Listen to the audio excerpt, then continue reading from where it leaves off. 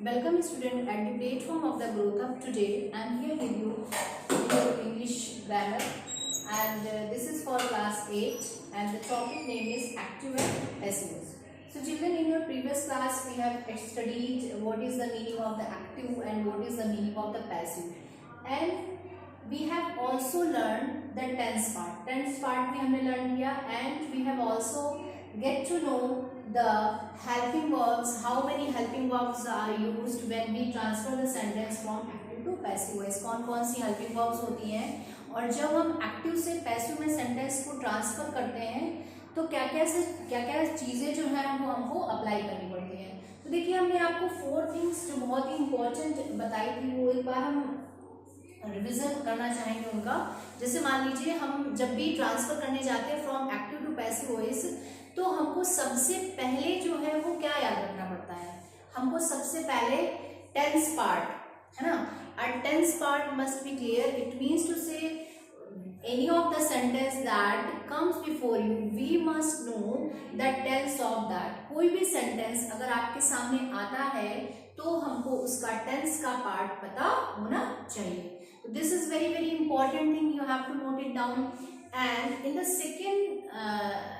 second important point is that we must know the type of the sentence. हमको sentence का type भी पता होना चाहिए. Okay, fine. ये भी आपको पता होना चाहिए. इसके अलावा हम लोग क्या करते हैं, we just transferred your subject into object and object into subject. subject और object आपस में exchange हो जाते हैं. then after we just put them at their places, उनको अपनी जगह पर रख देते हैं and we use helping verbs according to the tense. Tense के अकॉर्डिंग हम लोग हेल्पिंग वर्ब्स यूज करते हैं. One more thing that I taught you that in passive voice we use only third form of the verb. We can never use first form and second form. This is very important thing. You have to note it down, and whenever I'll teach you the sentence, you will see in many of the examples, in all the examples, that only third form of the verb is used in the sentence. We will never use first form, second form and third form. And this is only the basic difference between active and passive voice. यही active और passive voice का जो basic difference है वो निकल करके क्या आता है कि active में बच्चों हम क्या यूज कर रहे हैं. In the active voice we use first form, second form and third form, right? And we use helping verbs according to the variety of the sentences. But in passive voice, in the passive form, we use only the third form. passive voice में सिर्फ हम लोग क्या use करते हैं, हम लोग सिर्फ थर्ड फॉर्म यूज करते हैं. इसके अलावा हम कुछ भी यूज नहीं करते हैं. अब मैंने आपको ये भी बताया था कि जब कुछ ऐसी वर्ब्स आती हैं, है ना, in some type of the verbs we use another preposition, है ना. कुछ वर्ब्स ऐसी होती हैं जिसमें हम लोग बाय प्रीपोजिशन ना यूज करके कुछ अलग प्रीपोजिशन यूज करते हैं.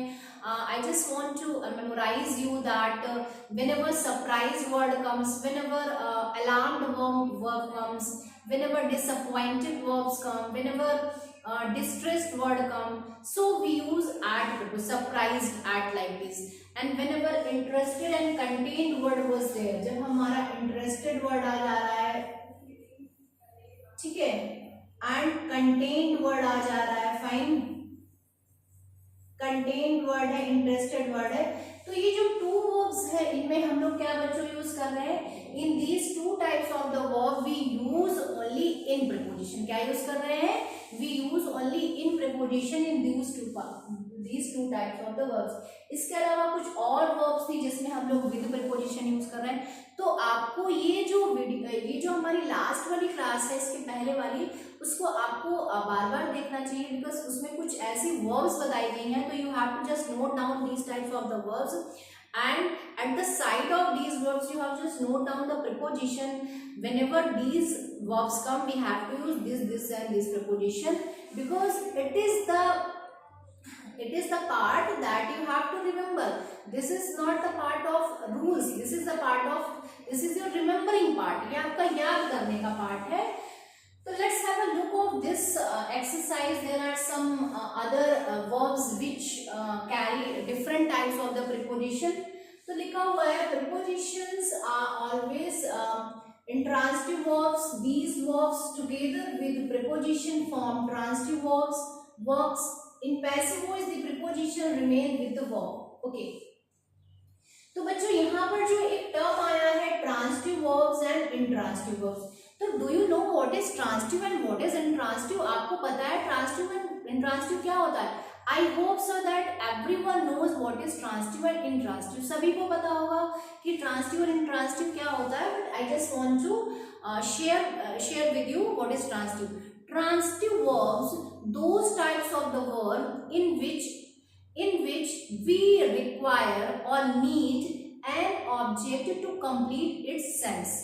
Transitive verbs हमारी वो verbs होती हैं जिसमें हम लोग sentence के sense को complete करने के लिए हमें किसी object की जरूरत होती है. And intransitive verbs are those types of the verb in which we don't require or we don't need any of the object to give the complete sense. Fine.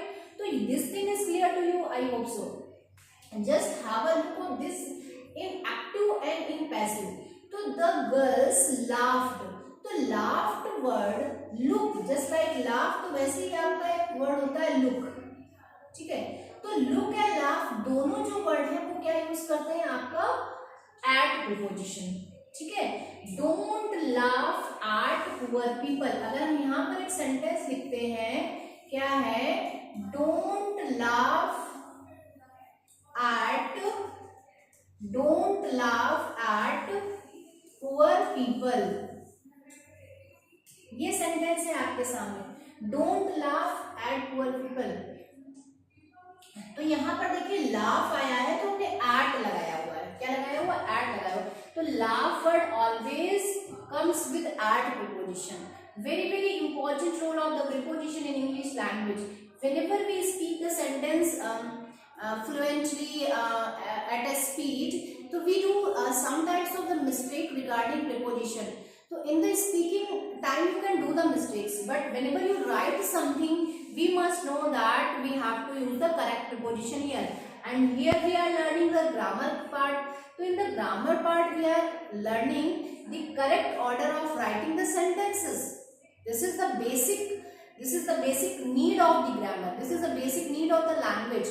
If we write wrong sentences, if we do wrong passive voice, this is really useless for you. But we have to know the part of the preposition. अब देखिए preposition का क्या role होता है? preposition की अगर हम definition आपको बताना शुरू करेंगे तो preposition की definition क्या होगी? कि preposition is a word that comes before noun or pronoun. एक noun या pronoun से पहले कोई preposition आएगा, and a preposition is a word that comes before a noun or pronoun, and before comes a noun and pronoun, and it shows the relation with another noun or pronoun. देखिए shows the relation with another. अगर मान लीजिए मैंने यहाँ पर लिखा कि the children are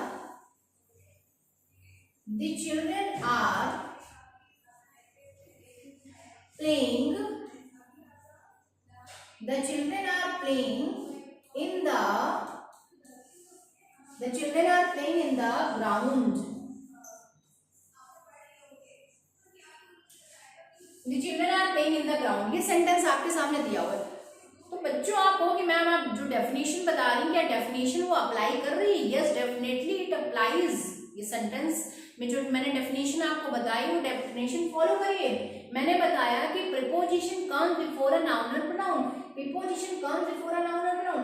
किसी भी नाउन और प्रोनाउन से पहले आकर दूसरे नाउन और प्रोनाउन से इसके रिलेशन को बताता है. अब देखिए यहाँ पर ये चिल्ड्रन क्या है? चिल्ड्रन आपका क्या है? Basically children is a common noun. Fine, ये कॉमन नाउन है यहाँ पर, और ये ग्राउंड है, it is also kind of the noun. तो these both are noun and in preposition जो है वो इन प्रीपोजिशन क्या है? इन प्रीपोजिशन जो बीच में आया है it shows the relation between this noun and this noun, है ना. तो just like preposition is like a bridge. Okay, तो ये दोनों के रिलेशन को, दोनों सेंटेंस को आपस में ज्वाइन कर रहा है. तो let's come back to the point. हम अपने पॉइंट पे आते हैं जो हम लोग पढ़ रहे हैं कि the girls laugh at me. बच्चों सेंटेंस है तो मी हमारा ऑब्जेक्ट है. क्या है, me is your object, what is the subject of me, what is the subject of me, the subject of me is I, and laughed क्या है हमारा, laugh is the second form, laugh क्या है हमारा, laugh is the second form, and what is the tense, आपको सबसे पहले क्या रिकॉग्नाइज करना है, you have to recognize the tense of the sentence, what is the tense of the sentence, the tense of the sentence is past indefinite, because in the past indefinite we use only the second form of the verb, and why we can say that this is only the past indefinite, because if any of the verb is used, any of the verb is used without any helping verb, so that is considered only the second form, fine, because laugh, laughed, laughed, तो आप ये कह सकते हो कि मैंने third form भी तो हो सकती, no, it's only the second form, because there is no helping verb, because there is no helping verb. तो I was laughed, and मैंने जो आपको बताया कि laugh जो आपकी verb है, it always comes with your at preposition, किसके साथ आएगी, हमेशा at preposition के साथ आएगी। अब देखिए looks after, तो looks after ये आपका पूरा क्या है, एक phrasal verb है, phrasal verb बच्चों जानते हो क्या होता है, जैसे मान लीजिए कोई भी वर्ब है, लुक तो हमारी वर्ब है और आफ्टर उसमें प्रीपोजिशन लगा दिया गया, तो क्या बन गया, फ्रेजल वर्ब बन गई। जैसे मान लीजिए कि गिव दिया हुआ है, यहाँ पर क्या दिया हुआ है, गिव, अब गिव के बाद हमने इन लगा दिया, और गिव के बाद हमने अवे लगा दिया, और गिव के बाद हमने अप लगा दिया, ठीक। तो देखिए यहाँ पर क्या है, गिव तो सबको पता है ना, give is your main verb, लेकिन गिव के बाद बच्चों जो हमने यहाँ पर इन लगाया, जो हमने अवे लगाया, जो हमने अप लगाया, तो दीज आर द प्रीपोजिशन, फिर ये प्रीपोजिशन है, तो when preposition and your main verb combine together, जब साथ में मिल जाती हैं, तो it gives a new sense, it gives a new meaning, क्या करती है, वो एक नया मीनिंग दे देती है। गिविंग मतलब होता है झुकना, सरेंडर, क्या हो जाएगा, इसका मीनिंग हो जाएगा सरेंडर, ठीक। उसी तरह से गिव अवे डिस्ट्रीब्यूट हो जाएगा, ठीक, डिस्ट्रीब्यूट हो जाएगा, गिव अप लीव हो जाएगा। तो देखिए जब प्रीपोजिशन लग रहा है किसी मेन वर्ब के साथ में, तो it gives a new meaning, otherwise give मतलब तो सिर्फ देना होता है ना, सिंपल सा। तो ये बात आपको ध्यान रखनी कि लुक मतलब देखना, लेकिन लुक आफ्टर मतलब होता है किसी की केयर करना, क्या होता है, केयर करना। तो phrasal verb is also a different topic, it's a topic in itself, अपने आप में एक टॉपिक है, वो टॉपिक आपको 9th क्लास में पढ़ने को मिलेगा, फाइन। तो he looks after my children, तो लुक्स है बच्चों, चूंकि एस लगा हुआ है तो प्रेजेंट का है, ये तो आपको पता ही चल गया होगा। माय चिल्ड्रन ऑब्जेक्ट है, इधर आ जाएगा, माय चिल्ड्रन आर लगेगा, लुक्ड आफ्टर बाय हिम। तो देखिए यहाँ पर हमको ये बात याद रखनी है कि कहीं जिस हिसाब से, अब देखिए लुक आफ्टर था तो आपका वही चिल्ड्रन लिखा है कि preposition are used with some, preposition are used with some intransitive verbs, है ना, कुछ इंट्रांसिटिव वर्ब के साथ यूज किए जाते हैं। These verbs together with preposition form transitive verbs, in passive voice the preposition remains with the verb, ठीक। तो ये आपको, इसके बाद हम लोग नेक्स्ट उसमें देखेंगे। अब देखिए इस एक्सरसाइज में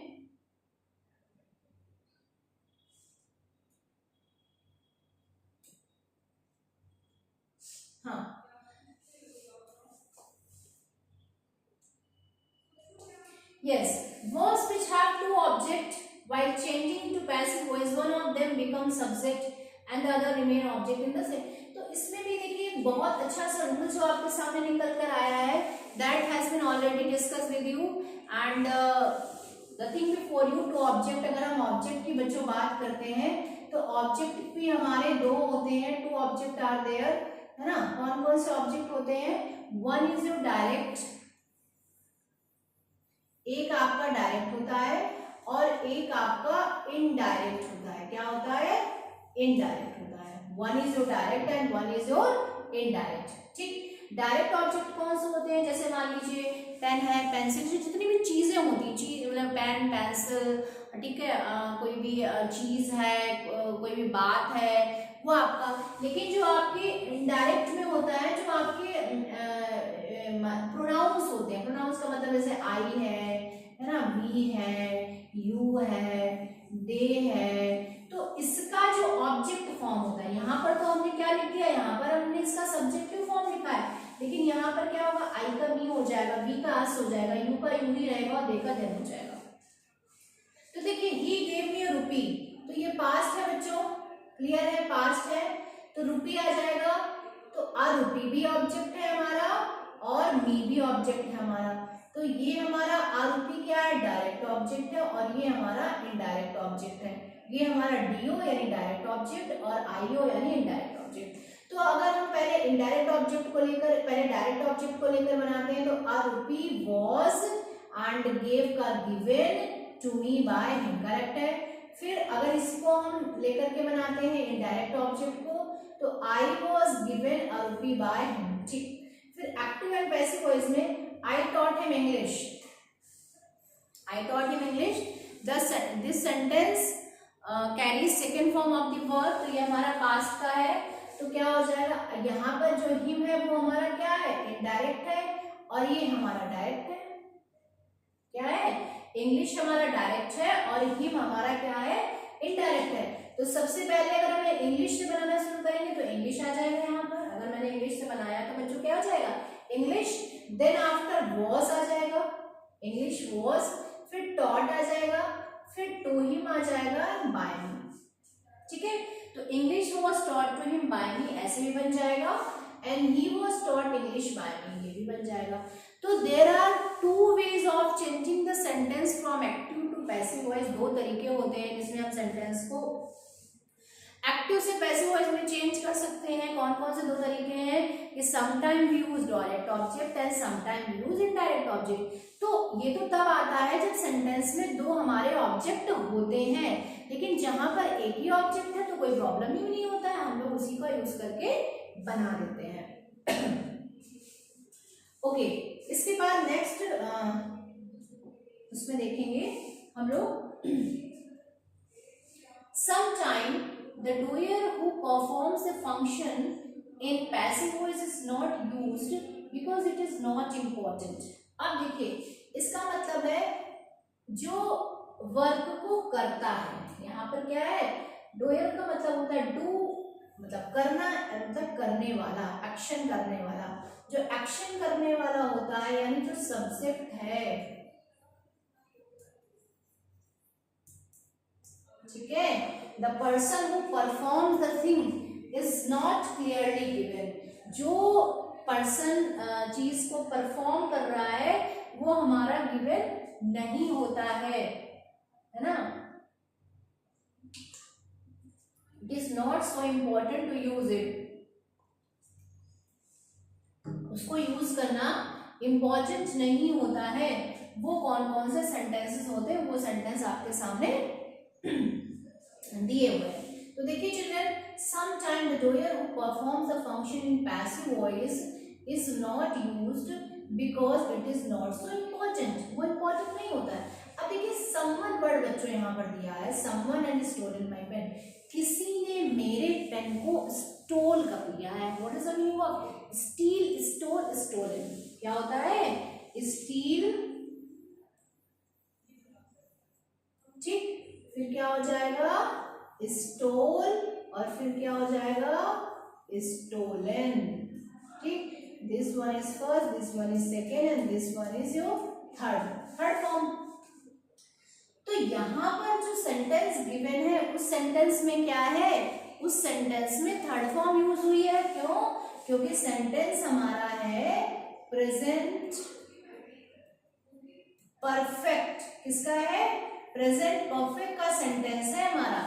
अब बात क्या हो रही है कि ये लिखा है कि sometime the person who performs the things is not so important to use, जो पर्सन हमारे सेंटेंस में एक्शन कर रहा है या कार्य को कर रहा है वो इम्पोर्टेंट नहीं होता यूज करना। कहने का मतलब जो सब्जेक्ट होता होता है उसको ऑब्जेक्ट बना करके हम लोग यूज नहीं कर रहे हैं, सिर्फ ऑब्जेक्ट को सब्जेक्ट बना रहे हैं, लेकिन सब्जेक्ट को ऑब्जेक्ट नहीं बना रहे हैं। वो कौन कौन से हमारे सेंटेंसेस होते हैं? तो देखिए माई पेन दिया हुआ है तो माई पेन इधर आ जाएगा, ठीक। प्रेजेंट परफेक्ट हैज लगा हुआ है, हैज के बाद आपकी थर्ड फॉर्म लगी हुई है तो हैज है। फिर इसके बाद में आपको बच्चों ये देखना है कि हैज के साथ में बीन भी आ गया है, तो that thing I am telling you again and again that in passive voice we use some extra helping verbs. Passive voice में कुछ एक्स्ट्रा हेल्पिंग वर्ब यूज ही कर रहे हैं। अगर हैज है तो बीन हो जाएगा, विल है तो बी हो जाएगा, विल बी हो जाएगा, है ना। अगर विल हैव है तो विल हैव बीन हो जाएगा, मतलब वो अपने साथ कुछ एक्स्ट्रा उनको लाना ही है। तो माई पेन हमारा ऑब्जेक्ट था बच्चों, तो ये सब्जेक्ट की जगह पर आया तो क्या हो जाएगा, my pen has been stolen. अब आप सोचो ये समवन कहाँ चला गया?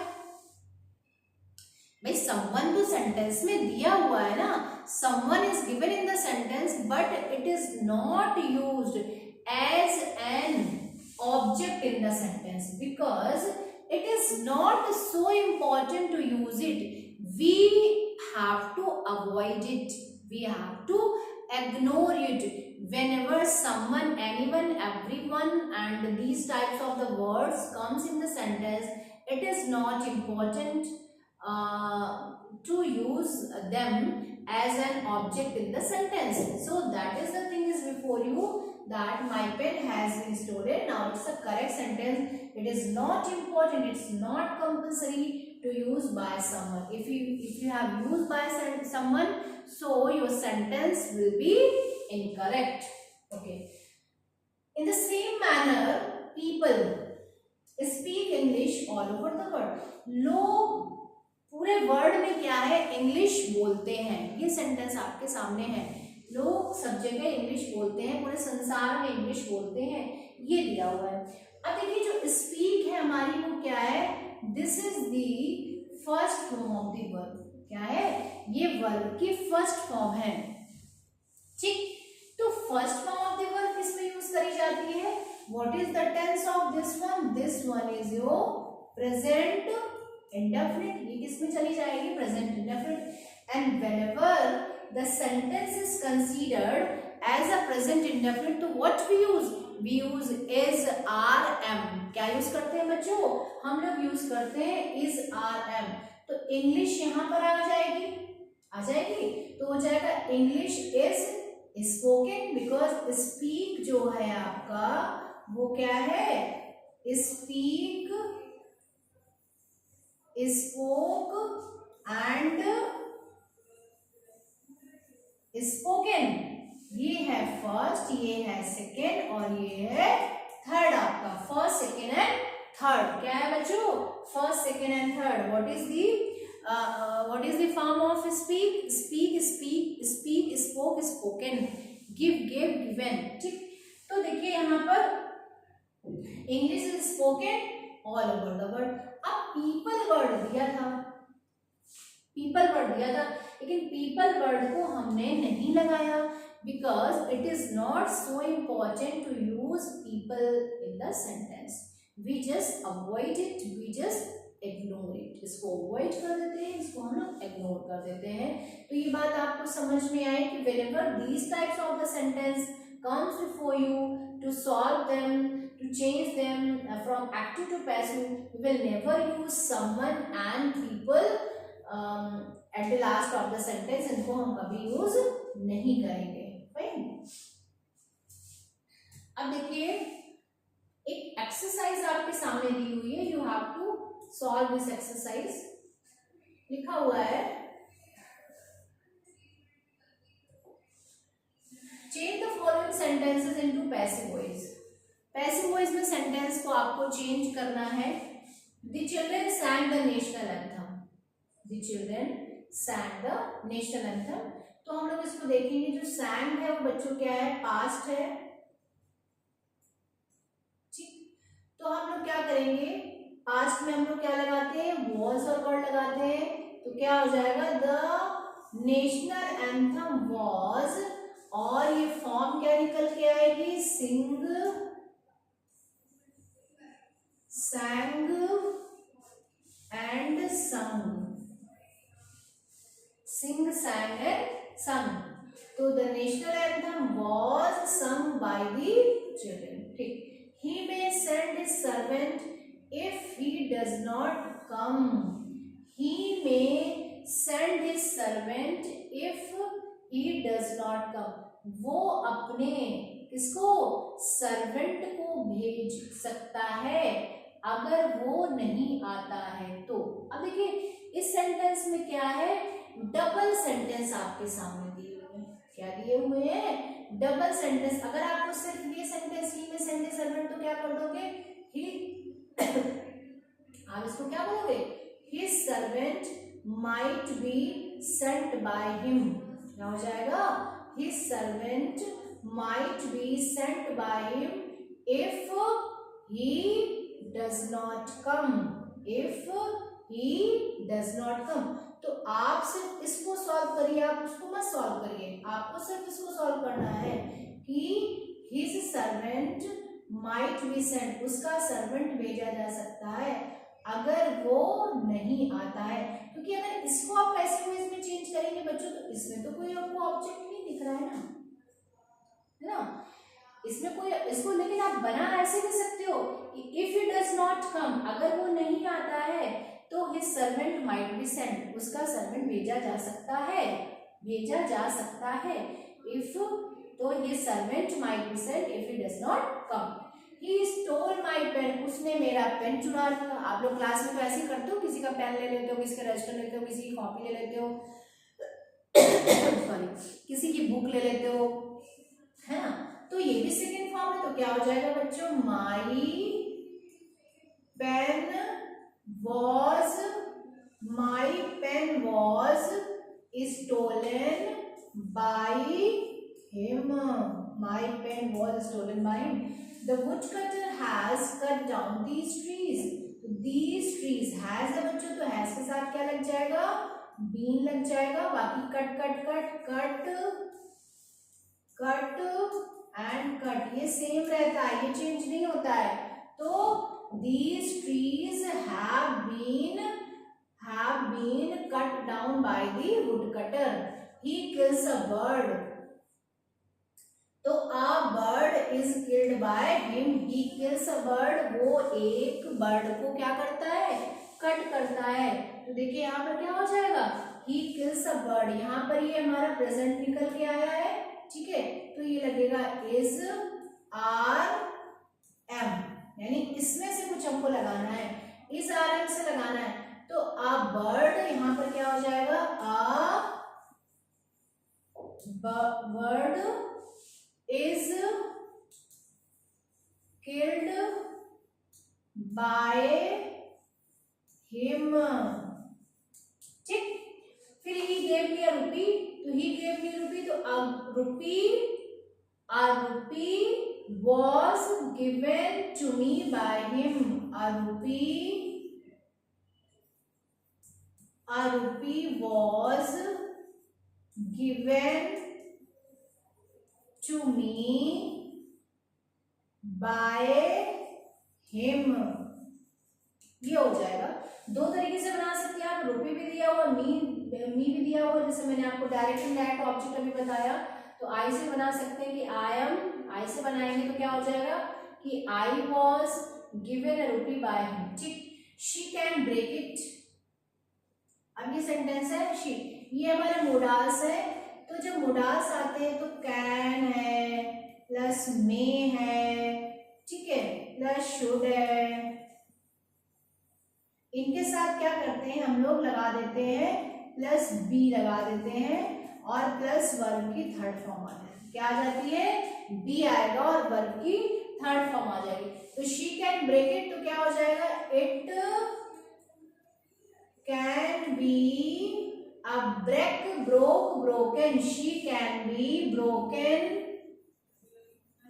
She can be broken by, sorry, it can be broken by her, it can be broken by I have taken food, I have taken food तो क्या हो जाएगा food has been taken by him, food has been taken by him, food has been taken, he writes a letter is written by him, क्या हो जाएगा a letter is written by him, the carpenter did not make this chair, did not है past है तो this chair was not made by the carpenter, this chair was not made by the carpenter, we could not finish it, we could not फिर वही आपका मोडास आया तो it could not be finished by, ये हमारा ऐसे हो जाएगा it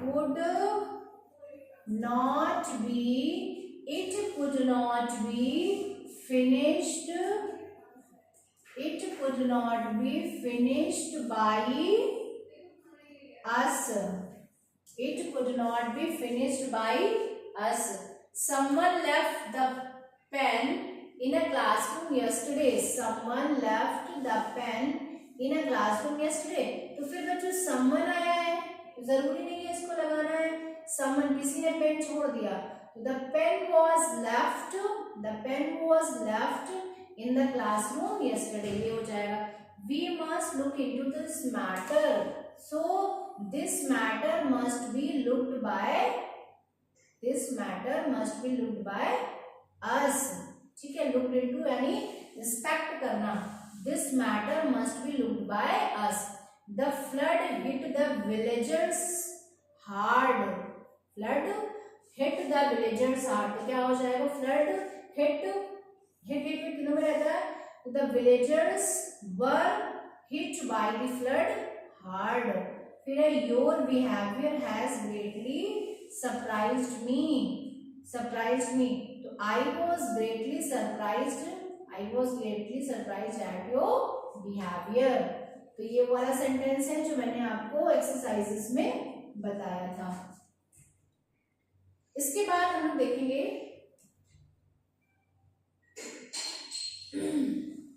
change the following sentences into passive voice, इसको आपको पैसिव वॉइस में चेंज करना है। देखिए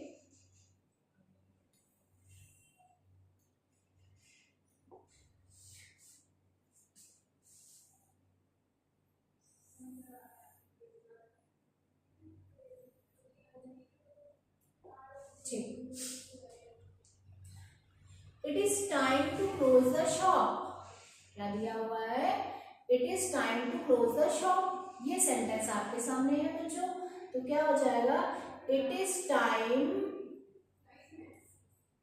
फॉर, ऐसे लिखेंगे इसको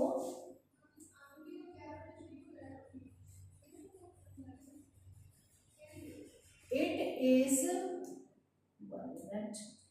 it is time, it is time, फिर क्या है यहां पर जो शॉप है वो हमारा क्या हो जाएगा ऑब्जेक्ट है, it is time for the shop to be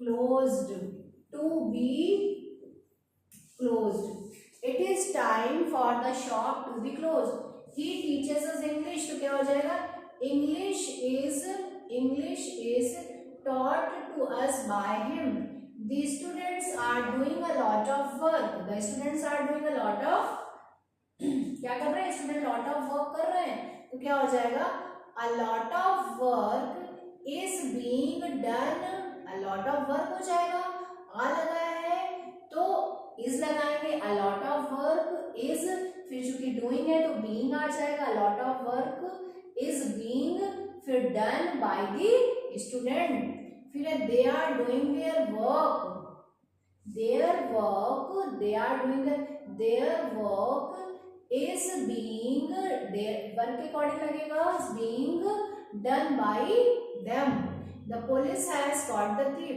the अब हैड है तो बेटा इसमें बीन आ जाएगा, इसके साथ एक एक्स्ट्रा वर्ब क्या आ जाएगी बीन आ जाएगा, तो क्या हो जाएगा the thief had been caught by the police, आई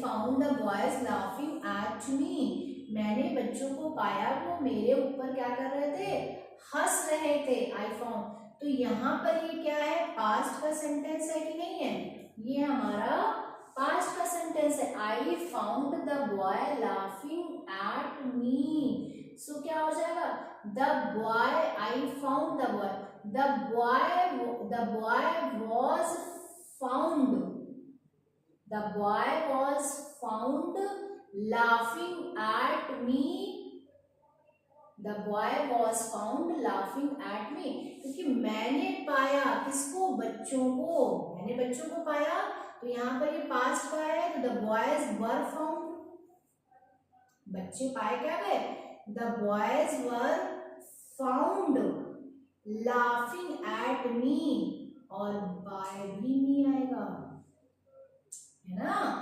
मेरे द्वारा मैंने बच्चों को मेरे ऊपर हंसता हुआ पाया, मैंने ही पाया कि मेरे ऊपर हंस रहे हैं। तो जब सेंटेंस को आप बनाएंगे, किसको पाया, ऑब्जेक्ट क्या निकल के आया, हमारा बॉयज आया, तो the boy was found laughing at me by me. The book has greatly interested me, इस बुक ने मुझे बहुत इंटरेस्ट किया है ना, the book has greatly interested me, तो I was, this book has greatly interested me, अब यहाँ पर ये ऑब्जेक्ट निकल के आया है बच्चों, तो जब हम इस सेंटेंस को चेंज करेंगे तो क्या करेंगे, the book has greatly interested me, तो क्या हो जाएगा, आई हैव बीन, आई के साथ चूंकि हैज आएगा नहीं, है ना, तो I have been greatly interested by this book, ठीक।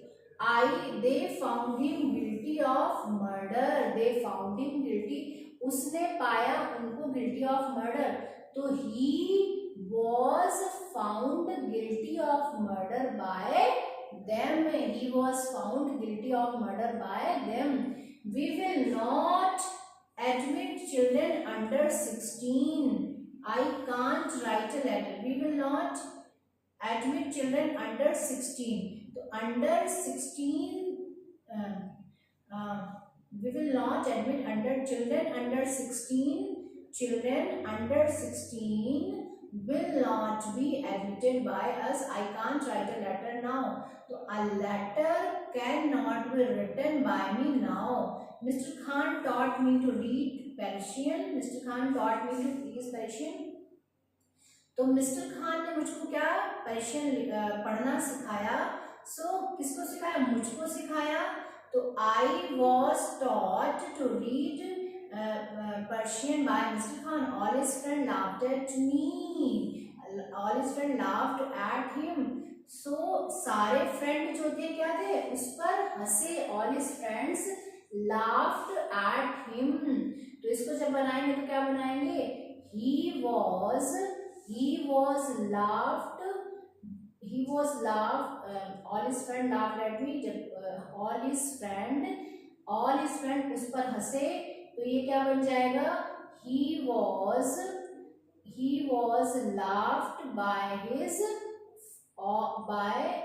all his friend, ठीक है।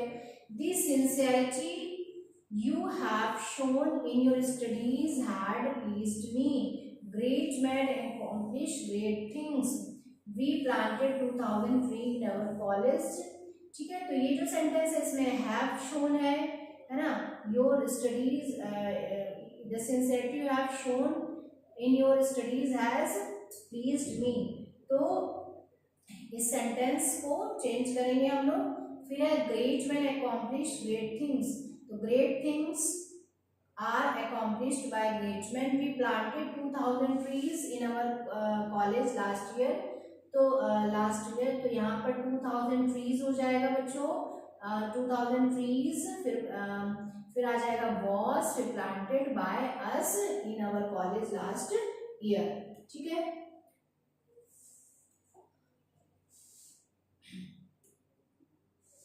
एक्टिव से पैसिव के दो सेंटेंस आपके सामने देखिए, जैसे मान लीजिए इंटरोगेटिव सेंटेंस में कैसे हम लोग चेंज करते हैं वो थोड़ा सा देख लेंगे। जब सेंटेंस हमारा इंटरोगेटिव फॉर्म में होता है, देखिए हु ब्रोक दी विंडो, है ना, Why did you kill it? Why did you not complete your work yesterday? What does he do there? Shall I ever forget these happy days? Who broke this chair? Was he singing a song yesterday? And how will you break it? Have you read the Ramcharitmanas? Can you solve this problem? ठीक है. और तो ये exercise हमारी किससे, passive voice से related exercise है. और इसके बाद में one more exercise is before you, एक एक्सरसाइज और आपके सामने है, देखिए, है ना. This one is also exercise related to you passive voice. लेकिन पैसिव वॉइस में इंटरोगेटिव पार्ट अभी हम लोगों ने नहीं किया है. तो first we will learn the interrogative rules, है ना. जैसे मान लीजिए सेंटेंस को अगर हम करेंगे भी, तो बाय होम करके बन जाएगा हमारा कि बाय होम, ठीक है, by whom was the window broken. By whom was the window broken. Question mark लगाएंगे. तो सिर्फ एक सेंटेंस हमने आपको सॉल्व करके दिखा दिया है, ये एक्सरसाइज. और इसके बाद से इससे रिलेटेड जो दूसरी एक्सरसाइज इंटरोगेटिव की एक्सरसाइज है, this is your homework children. ये आपका होमवर्क है, ये आपको सॉल्व करना है. और नेक्स्ट एक्सरसाइज में हम लोग पैसिव वॉइस से रिलेटेड आपके इंटरोगेटिव सेंटेंस, फिर हम आपके इम्पेरेटिव सेंटेंस डिस्कस करेंगे. देन ये टॉपिक आपका, फिर आपका ये टॉपिक कंप्लीट होगा. तो आज हमने पैसिव वॉइस सीखा. पैसिव वॉइस में हमने बहुत सारे एक्सरसाइजेस की थ्रू में पैसिव वॉइस बहुत सारे सेंटेंसेस एग्जाम्पल आपके सामने आए. I hope so that you have got this video very well. Thank you and have a nice day to one you all, and thank you for watching, and thank you everyone. Have a nice day to one you all.